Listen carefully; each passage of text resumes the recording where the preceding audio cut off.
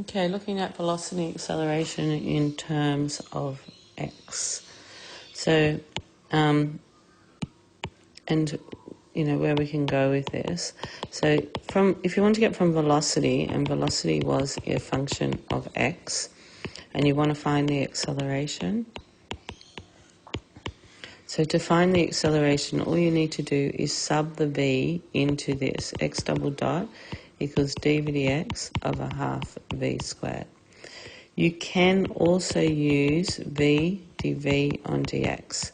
However, if you're given a v squared, then it makes it a lot more difficult, because to find the v on dx part, you have to do it with the square root, and it makes the derivative a lot more difficult to do.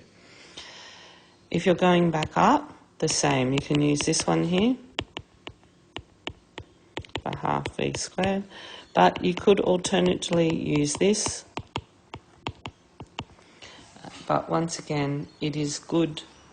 It can get a little bit more complicated, especially if your v is in form of a v squared, which if you're going up, it's probably not, because you're given the acceleration anyway. So either of those ones would actually work. When velocity acceleration is in terms of x, I just tend to always just use this one.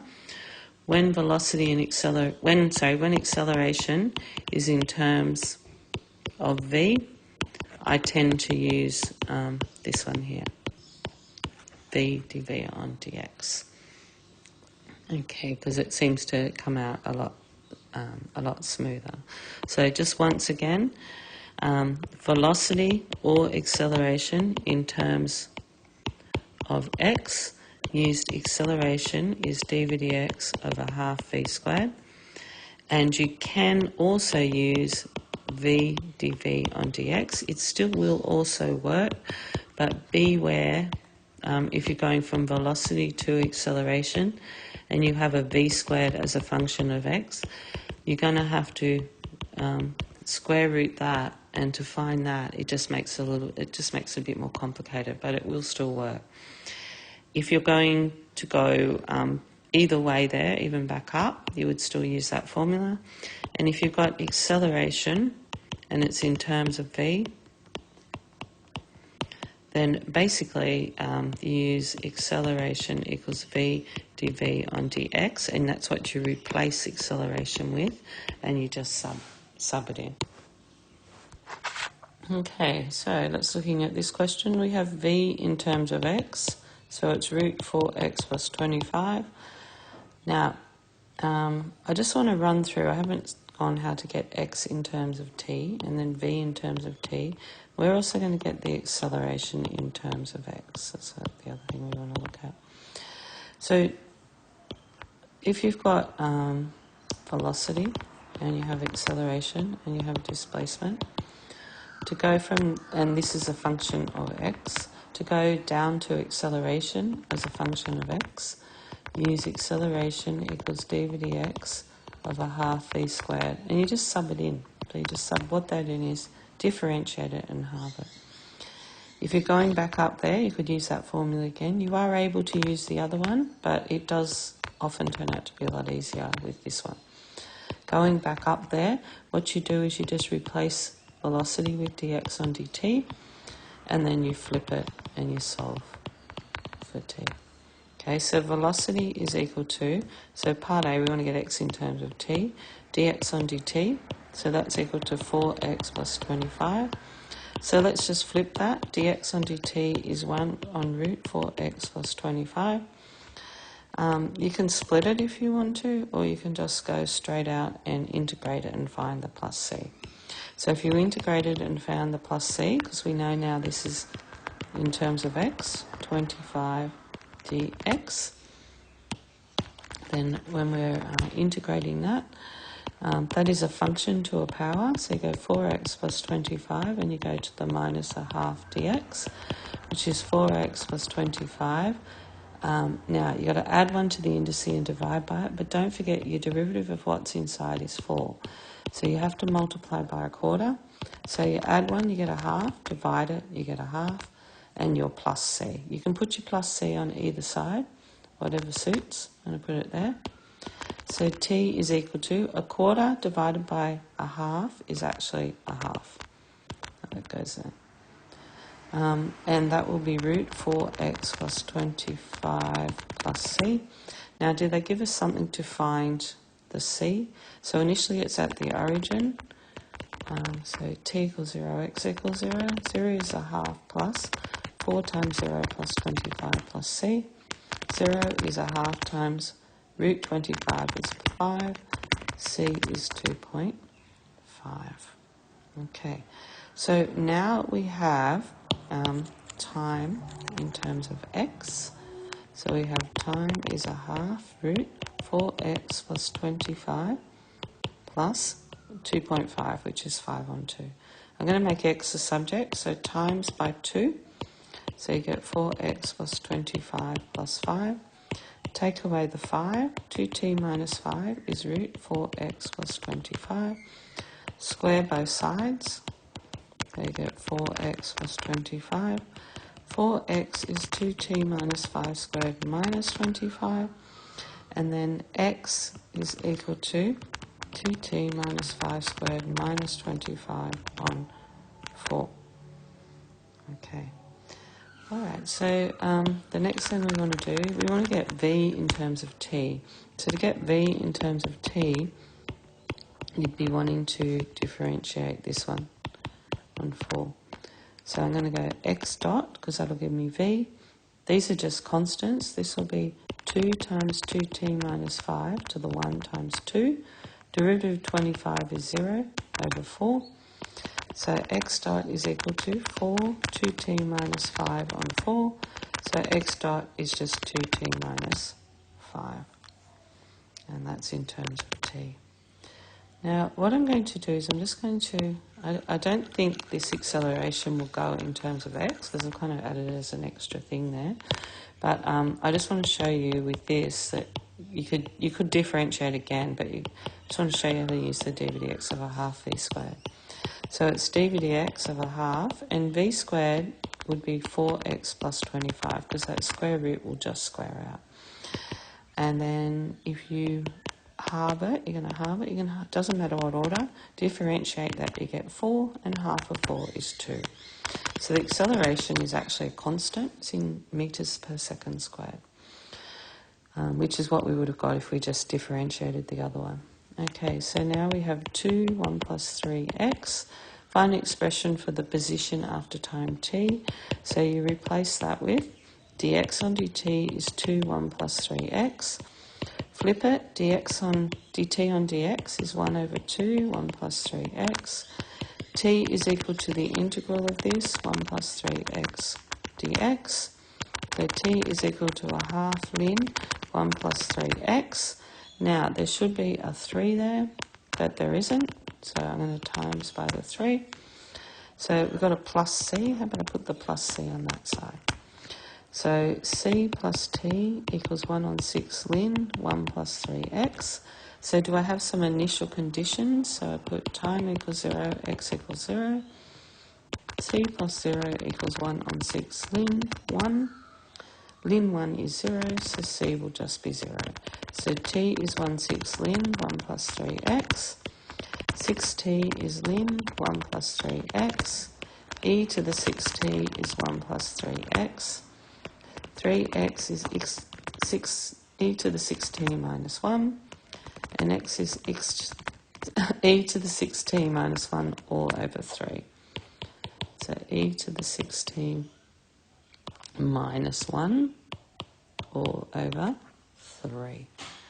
Okay, find an expression for the velocity and acceleration in terms of time. So you could do that just by differentiating this expression twice, because now it is in terms of t, so you can just straight out differentiate it. So x dot would be 6e to the 6t minus 0 on 3. So that's 2e to the 6t, and x double dot is 2e to the 6t times 6. So it's 12e to the 6t. Show that the acceleration equals that. I'm going to do this because I want to just show you how to use this expression. a half v squared. So we're going to start with that. So it's d over dx of a half times v squared would be 2, 1 plus 3x squared. Okay, so it's going to be differentiated and times a half. So that's going to be 4, 1 plus 3x. I've just got to be careful of that square, because that square thing there, before we differentiate it, so a half, that's going to be 4, 1 plus 3x squared. So I might just simplify it first, because it's a little tricky there. So it's a half of 4 is 2. Just needed to square it out first. Okay, so differentiate, you get 2 times 2, 1 plus 3x, and then times 3. So 4 3s are 12, 1 plus 3x, which is required. Good. Where is the particle at rest? So where means its position. And what is the acceleration at that position? Okay, so it's not when. If it was when, I'd be using this. Like you're trying to get it in terms of time. But because it's where, we need to use this. So where is it at rest? Well, at rest means v equals 0. So 0 is 1 plus 3x. So 1 plus 3x equals 0, because you just divide the 2 out. So x is minus 1/3. So it is at rest at minus 1/3. The acceleration then would be 12, 1 plus 3x. So it's 12, 1 plus 3 times minus 1/3. So the acceleration is 12, 1 minus 1, which is 12 times 0, which is 0. So the acceleration is 0 at that point. Okay, so looking at this one, we have velocity in terms of x. And look, when you do get something like this, I think it's important to realise that if you did this, you might have a much simpler expression to differentiate if you simply changed it to a half sine 2x. Now the first part says to show this, so we have to show that d over dx of ln tan x equals that. So ln would be f dash x on f of x. So tan x is sec squared x, and that would be on tan x. I just got to simplify it to this. So sec squared is 1 on cos squared, and then it's divided by tan x. So it's 1 on cos squared divided by sine x on cos x. And then we probably just have one more step to go. So it's 1 on cos squared, so it's cos x on sine x. So now things cancel. So you get cos x. So you end up with 1 on cos x sine x. Now the reason they're doing this is possibly you'll need it to integrate. And when you integrate, you know that if you differentiate that, you get that. So when you integrate, you go back to the original function. And that would be the spot where they're actually leading to. Okay, so let's look at the next part. Hence show the displacement is that, and see the hence part. So let's say v equals sine x cos x. So that means that dx on dt is 1 over,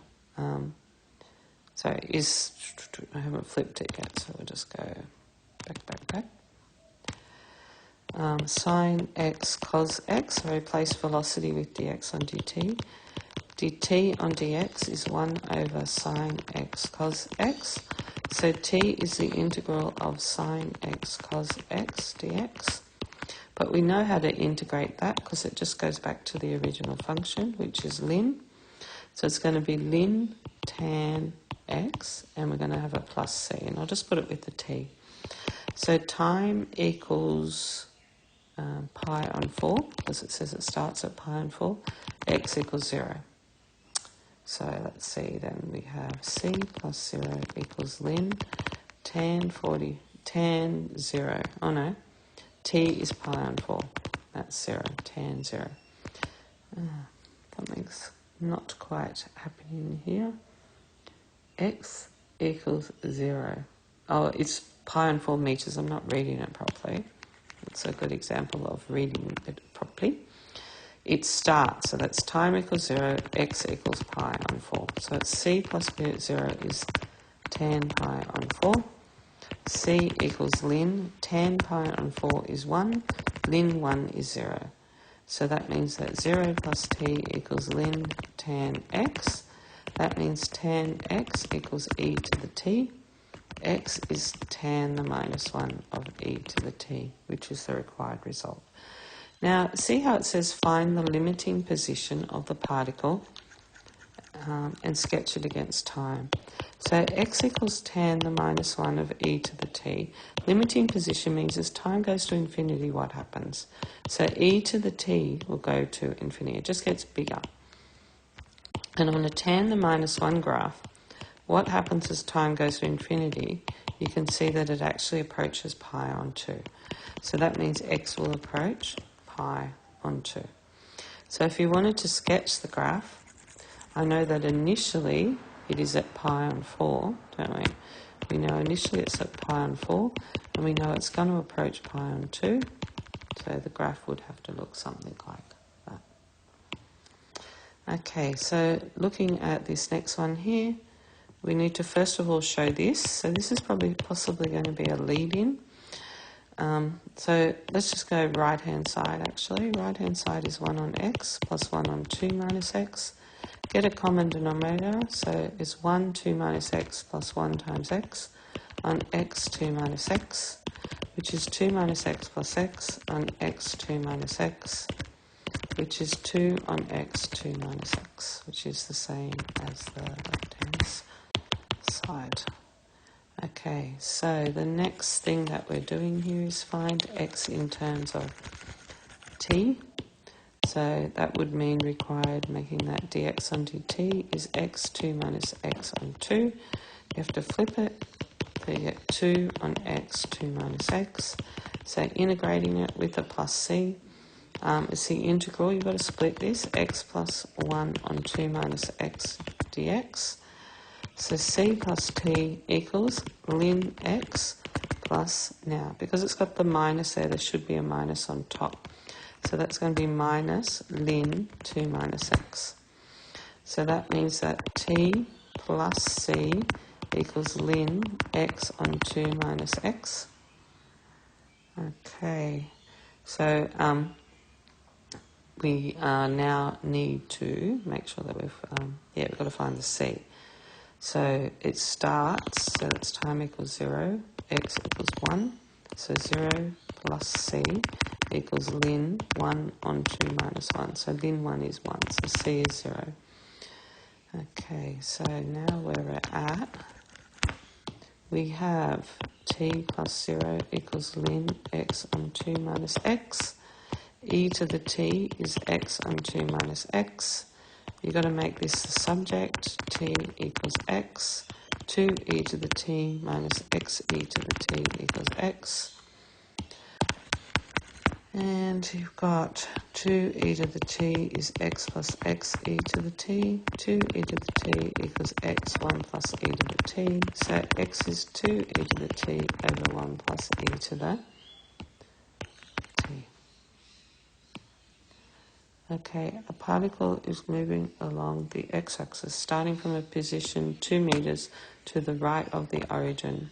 Initially, velocity equals 5. X is 2 and t is 0. So we have x double dot is 2x cubed plus 2x. So let's replace that with d over dx of a half v squared, because that's what acceleration equals, 2x plus 2x. Now, because that's x and that's x, we can now integrate. This part here will the dx's will cancel out.